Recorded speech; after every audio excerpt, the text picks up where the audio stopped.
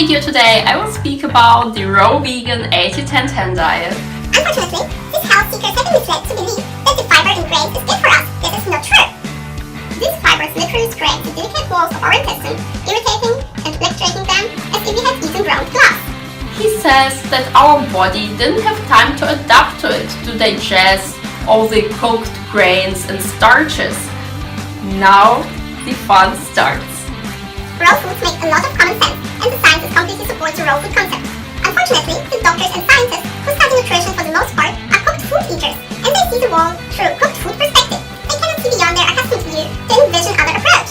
But what exactly is wrong with cooking? The repeated consumption of cooked food results in a detrimental enlargement of the pancreas, as well as damage to the liver, heart, thyroid gland, adrenals, and most other organs. And of course, this statement is not reference. Cooking food and all kinds of diseases are correlated. Living in a poor country increases penis size. Correlation is not causation. Another reason why everyone should eat raw, according to the book, is because cooking denaturates protein and makes it undigestible and toxic, which is a complete nonsense. Because the acid in our stomachs is made already to denaturate proteins, which means proteins have a three-dimensional structure which is unfold to like a long chain, so the enzymes in our stomach can just cut the amino acid chains from the proteins we eat into pieces. This is a natural mechanism, and if you cook food, you make it actually easier to digest because you already denature the proteins in food during the heating process. And actually research shows that cooking food makes it better digestible and allows us to gain more energy from the food. 80-10-10 uses the same argument for carbs. Why you shouldn't cook carbs? Because they will turn in a molasses-like goo and dextrinize. Yes, and again it's the same thing. Cooking helps us to digest carbs and starches so we can extract more energy from it. And that is also the energy that helped our ancestors to survive.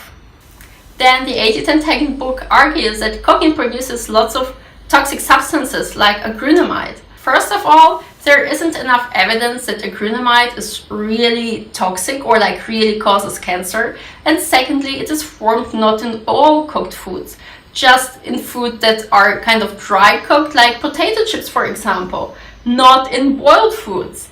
You can boil potatoes and eat boiled potatoes, there will be no acrylamide. So if you're concerned about it, just don't eat junk food. Another statement. Heated fats interfere with cell respiration, leading to cancer and heart diseases. Heating fat also reduces the functional value of their antioxidant properties. Once fats have been cooked, they quickly go rancid, at which point they become cancerogenic.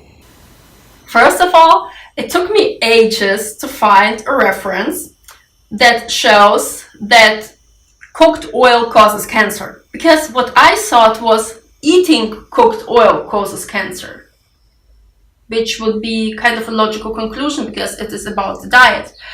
But what actually causes cancer is inhaling oil fumes. So women who cook a lot in the kitchen and heat oil to high temperature, so the oil starts evaporating, and if they inhale all this air with evaporated oil for years, they can get cancer. But it isn't about eating cooked oil.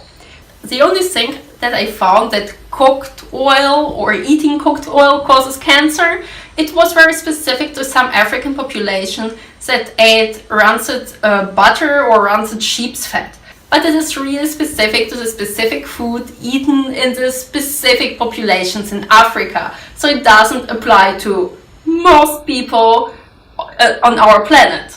Then the claim that antioxidants are reduced by heating oil. Well, I don't really need to rely on oil to get my antioxidants in.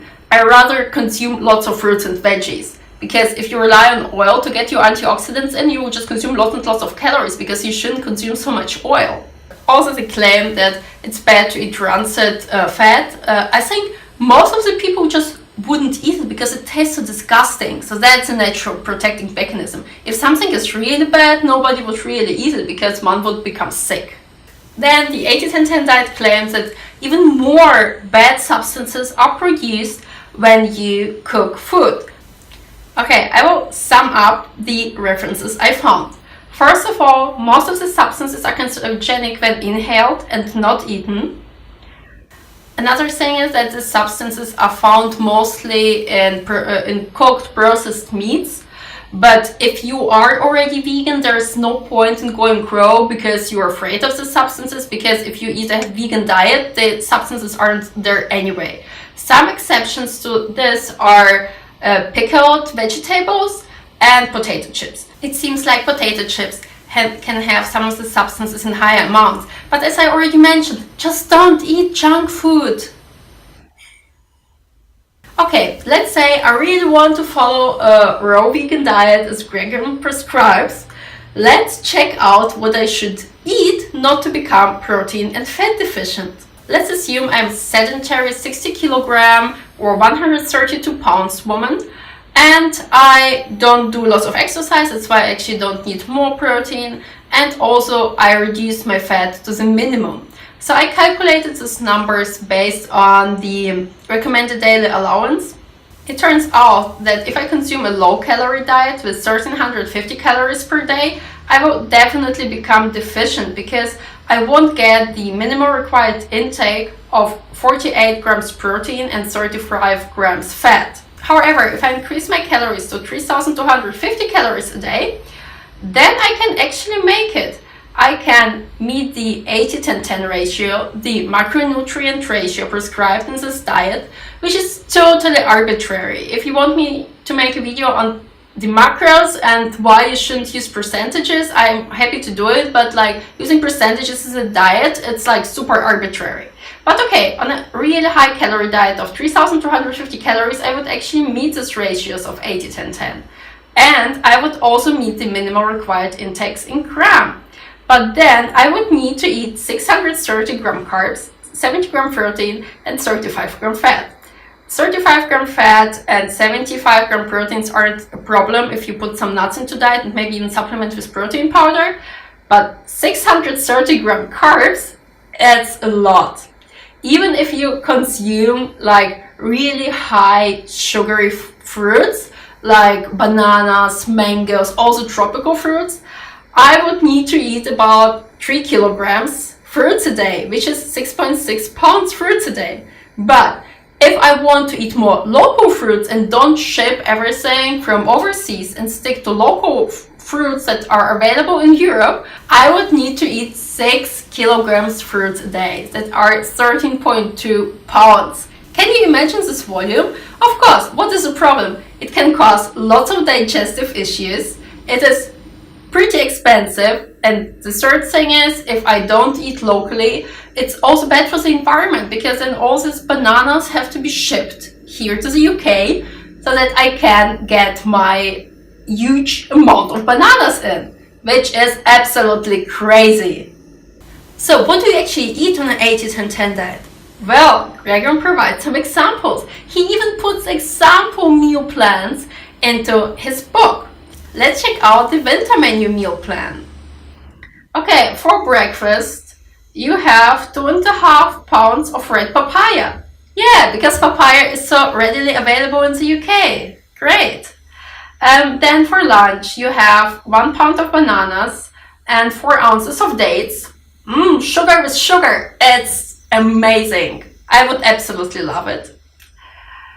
Then, for dinner, you would have a pineapple orange drink as a first course. As a second course, you will have a pineapple, tomato, lettuce soup, which sounds a bit weird, but okay, maybe it's just me. And as a third course, you would have a lettuce, cucumber, pineapple, tahini salad. Okay, I'm not sure if this diet would be really for me.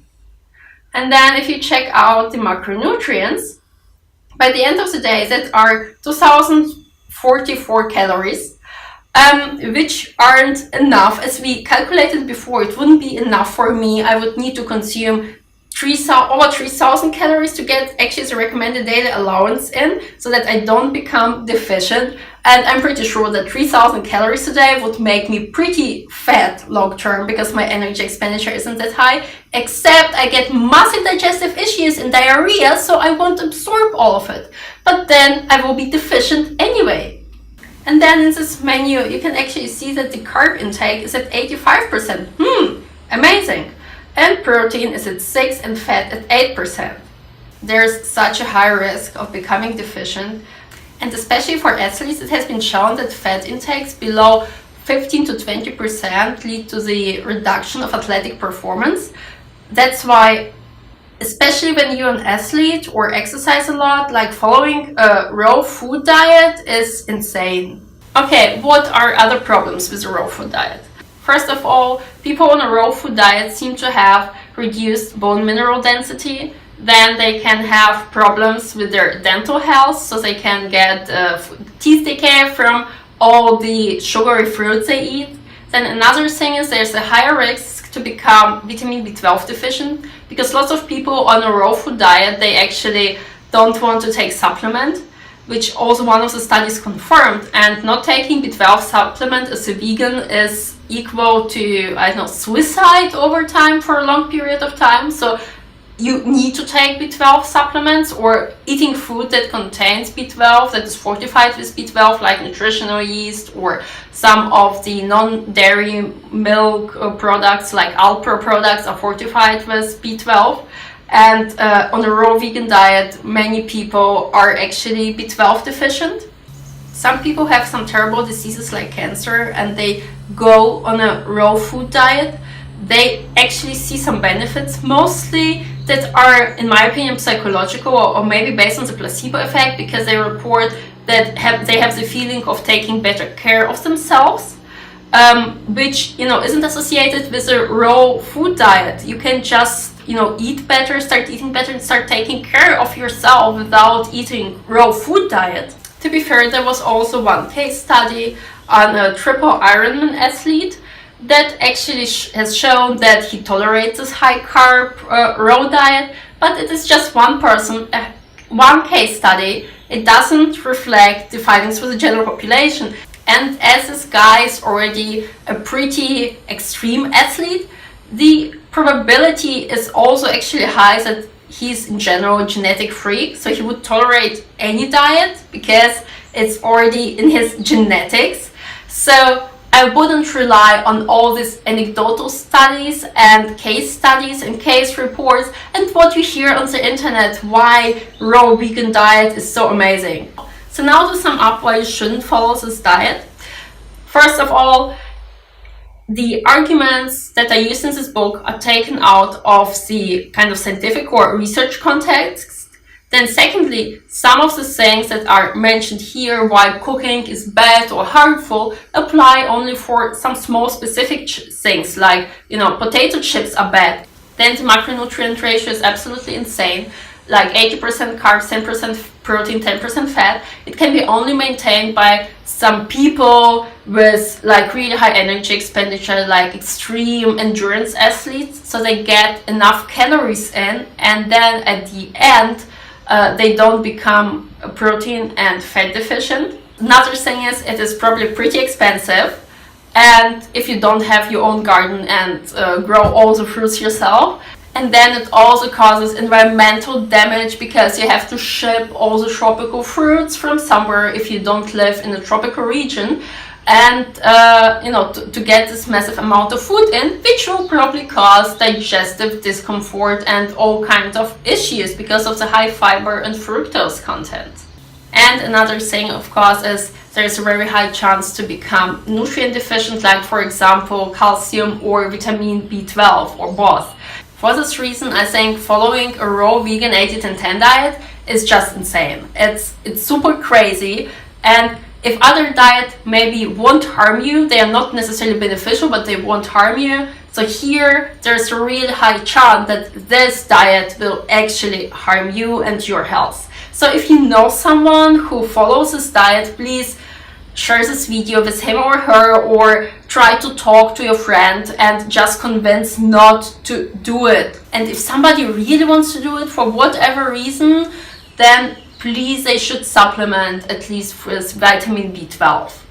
I hope you enjoyed this video. If you liked it, I would really appreciate if you would share it, because there are so many people who can actually seriously harm their health by doing this diet, and I think it's so not responsible of different people to put such misleading information out there and also to promote this diet. So it would be absolutely amazing if you would help others and just spread this knowledge. And if you like the content I put out and haven't subscribed to my channel yet, it would be absolutely amazing if you would hit the subscription button down below and subscribe, and see you very soon.